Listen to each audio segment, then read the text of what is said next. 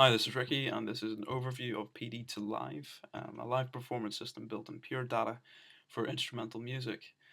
During the course of the video, I'm just going to give an overview of the interface, just demonstrating where various patches are located within the master patch. To begin, if we look over to the right, we have a scroll menu that has a series of sub-interfaces which correspond to various processes. For example, we have 2D, which corresponds to two-dimensional grids which reflect the spatial location of each string within the performance space. We can also control various spatial algorithms from this interface, either the voids, or we can use fixed rotating points within the space. We can also control the spatial location of each string manually.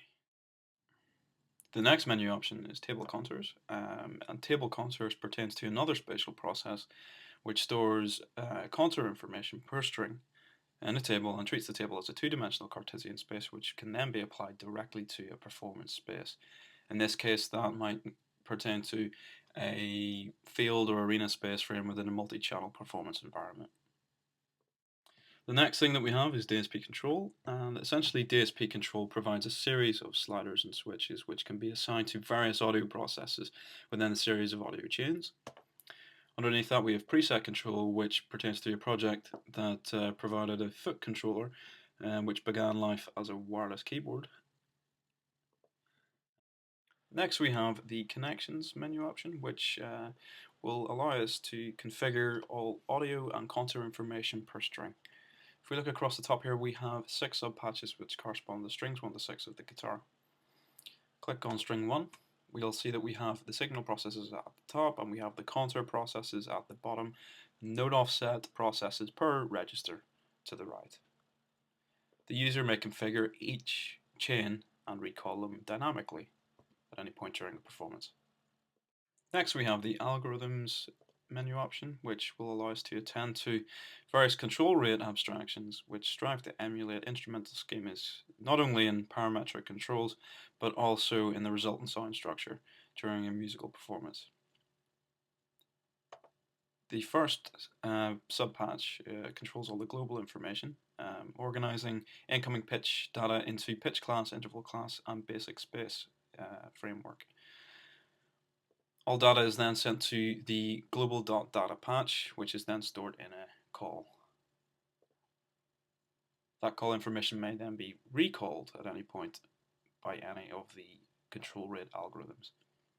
We then have a series of sub-patches which pertain to the tonal pitch space abstractions by Fred Lerdahl.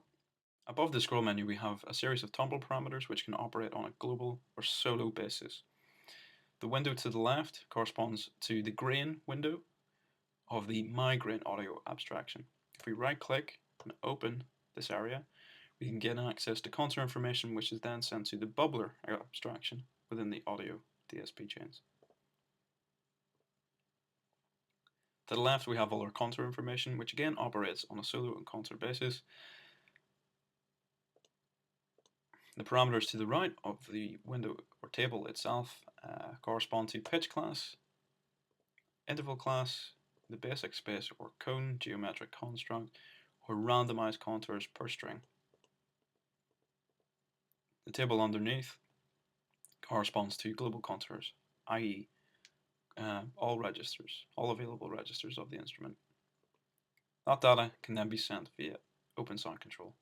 To the left we have a series of spatial parameters. At the very top we have our array configuration, which allows us to decode ambisonic data to stereo quad or octagon multi-channel speaker arrays.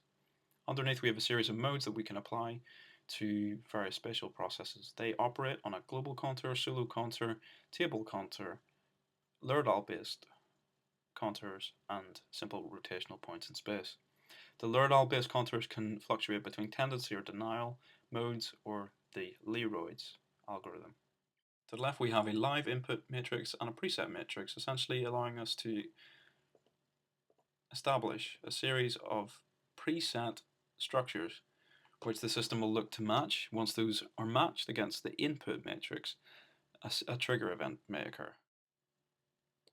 We can also randomize the tetra structures, which correspond to a global tempo.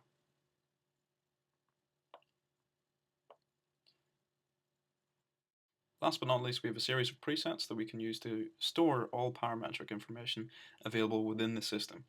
For example, we can change various parameters on the mixer interface here, which correspond to each string. And we can save that as a preset.